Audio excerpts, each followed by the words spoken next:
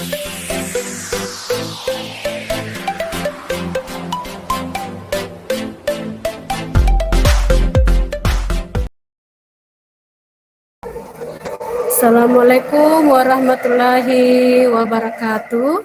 Waalaikumsalam warahmatullahi wabarakatuh. Apa kabarnya hari ini? Alhamdulillah baik, Bu.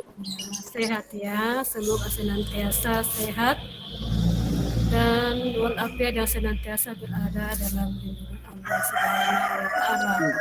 Temannya yang tidak hadir siapa ya? Semuanya hadir ya? Ya. Iya, Bu. Sebelum kita memulai pembelajaran hari ini, kita berdoa dulu ya. Doa dipimpin oleh Nur Sahra. Sebelum kita memulai pembelajaran pada hari ini, alangkah baiknya kita bersama-sama membaca doa.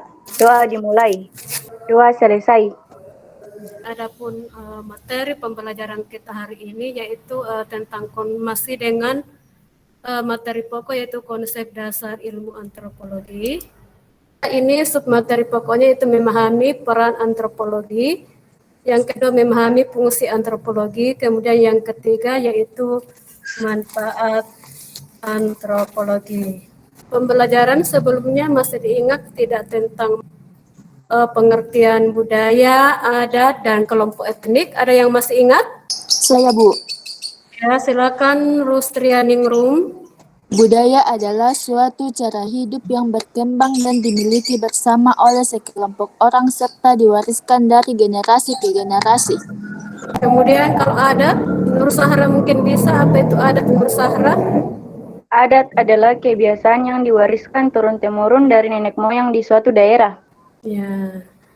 Jadi itu adalah salah satu pengertian tentang budaya, adat, dan kelompok etnik. Ini adalah materi pembelajaran kita pada minggu lalu. Adapun kompetensi dasar pada pembelajaran kita hari ini yaitu memahami peran, fungsi, dan manfaat antropologi dilihat dari sudut pandang nilai sosiokultural masyarakat Indonesia. Metode pembelajaran yang Ibu gunakan pada pembelajaran hari ini yaitu dengan metode tanya jawab, diskusi kelompok, dan presentasi ya.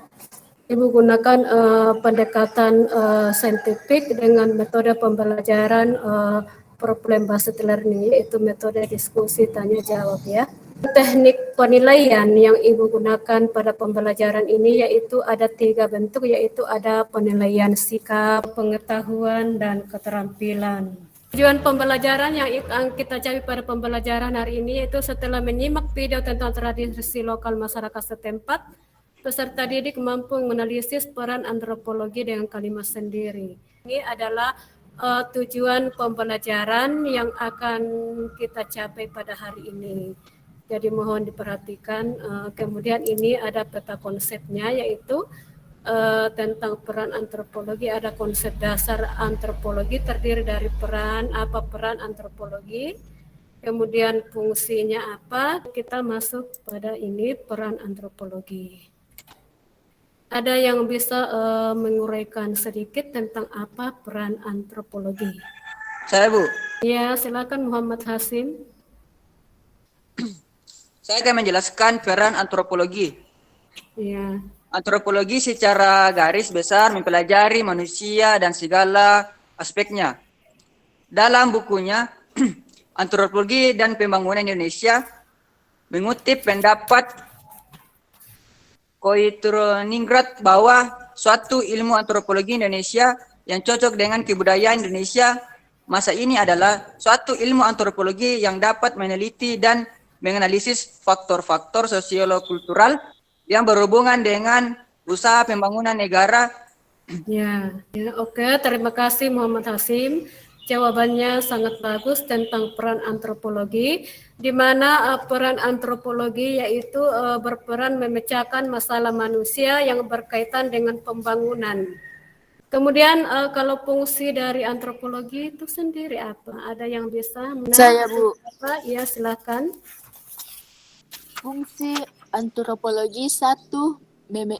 Meningkatkan kemampuan menggali, mengungkapkan, dan menganalisis berbagai peristiwa atau fenomena kebudayaan di lingkungan masyarakat sendiri. 3. Mendorong tumbuhnya kesadaran akan kerukunan hidup bersama dalam masyarakat. Jadi itulah salah satu fungsi antropologi. Ya, ini fungsi peran, ada fungsi antropologi. Jadi ini mungkin siswa bisa lihat ini salah satu fungsi antropologi. Di antropologi ini siswa dianjurkan untuk bagaimana bisa mengenali lebih dalam, mengembangkan wawasan untuk bisa mengenali kebudayaan sendiri maupun kebudayaan orang lain ya. Untuk lebih jelasnya tentang bagaimana itu mempelajari kebudayaan dalam suatu masyarakat, baik itu budaya kita sendiri maupun kebudayaan orang lain, ada baiknya kita simak video berikut ini ya. Penduduk asli Kabupaten Sidan dan Rapang adalah suku Bugis. Suku yang mempunyai tradisi dan adat istiadat yang beragam. Salah satunya adalah tradisi Mapaci. Tradisi ini merupakan rangkaian dari prosesi pernikahan adat Bugis.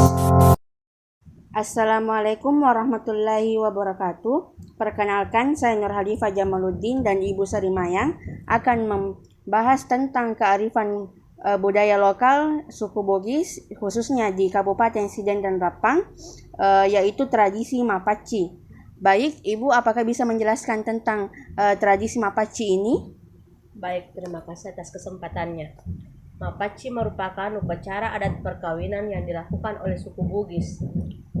Mapaci ini berasal dari kata pacing yang artinya bersih, bertujuan untuk membersihkan diri sang calon pengantin dari semua hal yang mungkin menghambat dalam proses pernikahan. Mapaci ini biasanya dilakukan dari keluarga sang calon pengantin, keluarga dekat. Selanjutnya, Bu, apa sajakah yang harus disediakan dalam proses Mapaci ini? Ada beberapa perlengkapan yang harus disiapkan. Yang pertama, lilin yang sudah dinyalakan memiliki arti menerangi kehidupan pernikahan kedua mempelai. Yang kedua, beras memiliki arti supaya kedua mempelai ini memiliki keturunan. Yang ketiga, bantal yang memiliki arti kehormatan. Yang keempat, sarung sutra atau lipak sakbe yang memiliki arti harga diri, sebuah harga diri. Yang kelima, daun pisang supaya kehidupan kedua mempelai ini harmonis. Yang kelima, daun nangka yang melambangkan arti harapan dan cita-cita kedua mempelai. Yang ketujuh, daun paci supaya kehidupan kedua mempelai ini selalu hidup rukun. Setelah menyimak video tadi yang Ibu tanyakan, sebenarnya kata Mapaci itu apa ya? Tradisi Mapaci itu seperti apa? Ada yang bisa menguraikan pendapatnya? Saya, Ibu. Ya, silakan. Tradisi Mapaci mengandung makna simbolik sebagai kebersihan dan kesucian diri yang bertujuan membersihkan jiwa dan raga calon pengantin sebelum memasuki jenjang rumah tangga. Jadi ini Mapaci ini bertujuan untuk membersihkan segala sesuatu, membersihkan jiwa dan raga calon pengantin sebelum memasuki bahtera rumah tangga. Jadi yang Ibu mau tanyakan di sini, bagaimana perkembangan tradisi Mapaci itu dari dulu sampai sekarang, yang sampai sekarang masih bertahan. Ada yang bisa memberikan komentar atau menguraikan pendapatnya tentang ini? Muhammad Asif, Rusrianingrum, bagaimana? Perkembangan tradisi Mapaci pada zaman dulu dengan sekarang sudah mengalami perubahan di mana tradisi Mapaci tersebut merupakan warisan nenek moyang yang turun-temurun diwariskan ke generasi penerusnya, dan itu dianggap sangat sakral dan dilakukan dengan penuh hikmat dan dipimpin langsung dari orang yang dituakan atau pemangku adat. Namun pada zaman sekarang ini tradisi Mapaci tersebut sudah diidentifikasi dengan cara keramaian sehingga di sini terjadi suatu benturan kebudayaan dan sudah melanggar nilai dari tradisi tersebut dan juga nilai keagamaan. Jawaban dari Rusrianingrum sangat bagus.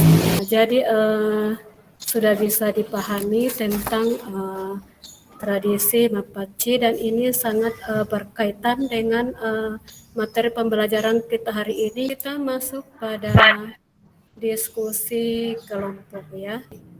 Amatilah keadaan lingkungan masyarakat sekitar tempat tinggalmu. Ini Anda sudah bisa baca sendiri dan Ibu juga sudah kirimkan di akun tadi di WA grup ya. Silakan mulai Ibu kasih waktu 15 sampai 20 menit ya, setelah selesai didiskusikan, dipresentasikan melalui Google Meet ya. Ya silakan, kalau ada yang kurang dipahami ditanyakan ya. Anda disuruh mengamati daerah sekitar Anda. Apakah termasuk daerah pesisir, pegunungan, pedesaan atau perkotaan ya? Kalau termasuk daerah pesisir, mayoritas masyarakatnya bermata pencaharian sebagai apa? Kalau pegunungan, mayoritas masyarakatnya bermata pencaharian sebagai apa? Sudah selesai diskusi kelompoknya sudah? Kalau begitu kita mulai presentasi dari kelompok 1. Silakan presentasikan hasil diskusi kelompoknya. Kondisi geografis Indonesia sangat beragam. Ada dataran tinggi, dataran rendah, pegunungan, dan pantai. Kondisi geografis Indonesia yang beragam berdampak pada mata pencaharian penduduknya. Ini adalah hasil presentasi dari kelompok 1. Kalau ada kelompok lain yang mau menanggapi atau memberikan pertanyaan, silakan. Tidak ada ya. Dari hasil diskusi kelompok, ada yang bisa memberikan kesimpulan? Saya Ibu. Ya, silakan. Nur Sahara Dinda. Antropologi berasal dari kata Yunani yaitu anthropos yang berarti manusia atau orang, dan logos yang berarti ilmu. Antropologi adalah salah satu cabang ilmu sosial yang mempelajari tentang budaya masyarakat suatu etnis tertentu.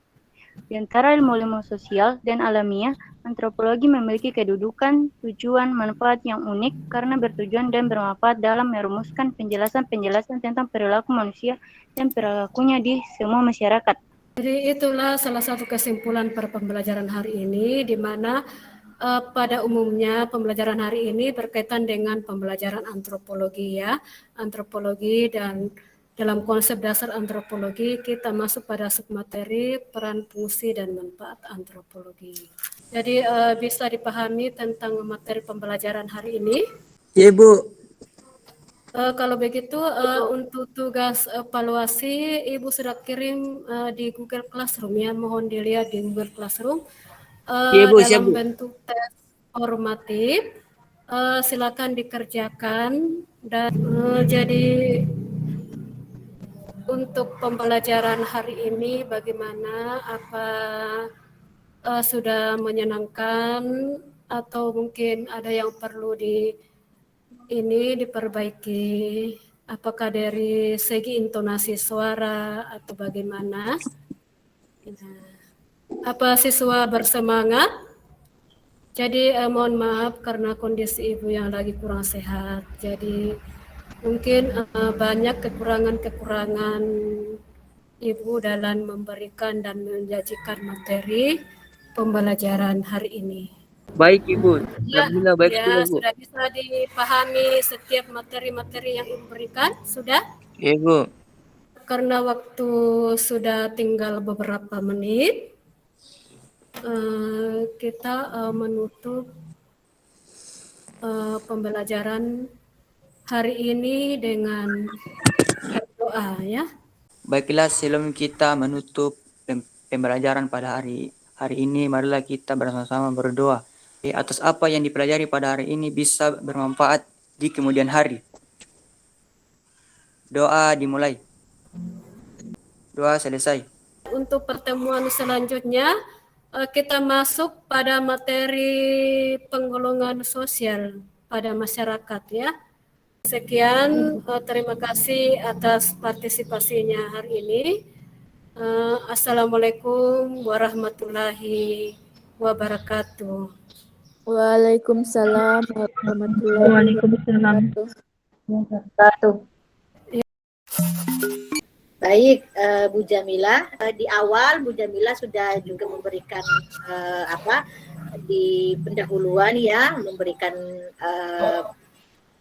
ruang kepada peserta untuk memimpin doa, di akhir pun demikian. Kemudian di tengah-tengah sudah ada memberikan ruang kepada peserta untuk mereka berpartisipasi dengan juga berkolaborasi dengan cara berkelompok. Terima kasih Bu Asma dan Bu Jamila, selamat siang. Siang, Pak. Jadi sebenarnya secara keseluruhan apa yang mau saya sampaikan kepada Bu Jamila juga sudah disampaikan oleh Bu Asma. Jadi intinya terkait dengan praktek pembelajaran yang dilakukan oleh Bu Jamila pada hari ini sebenarnya secara keseluruhan sudah baik terkait dengan komponen, ya, mulai dari model pembelajaran itu juga sudah berjalan sesuai dengan yang sudah direncanakan kemarin. Kemudian 4C, literasi, kemudian host, saya kira semuanya sudah ada.